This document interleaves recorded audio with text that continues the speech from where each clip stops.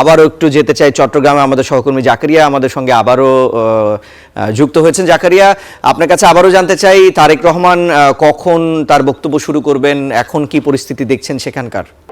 রিশান, আমি একটু আগে এই বুলেটিনের শুরুতেই বলেছিলাম যে 11:30টায় তারেক রহমান এই জনসভায় আসার কথা রয়েছে।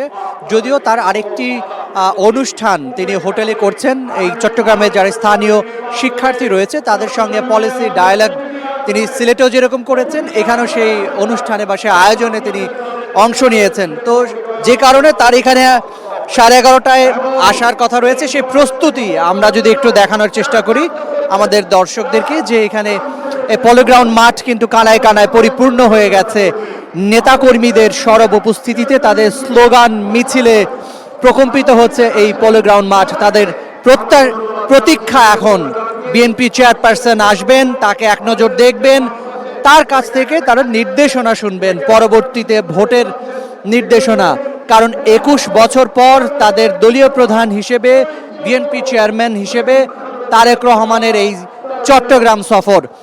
আর 2 সপ্তাহ পরেই জাতীয় নির্বাচন। সেই নির্বাচনকে ঘিরে যে আমেজ সারা বাংলাদেশে বইছে, সেই নির্বাচনী আমেজকে নতুনভাবে মাত্রা এই পলো গ্রাউন্ড মাঠের যে জনসভা, সেই জনসভাটি নতুন মাত্রা যোগাবে, নতুন উদ্যম তাদের মধ্যে নিয়ে আসবে তারেক রহমানের বক্তব্য।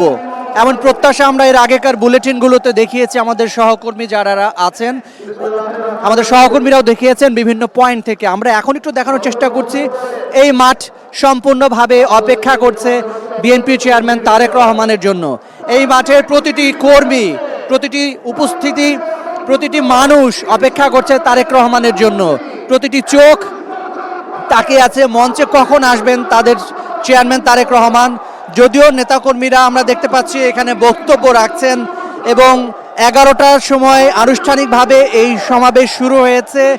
এখন চট্টগ্রামের যারা স্থানীয় নেতা রয়েছেন তারা বক্তব্য রাখছেন।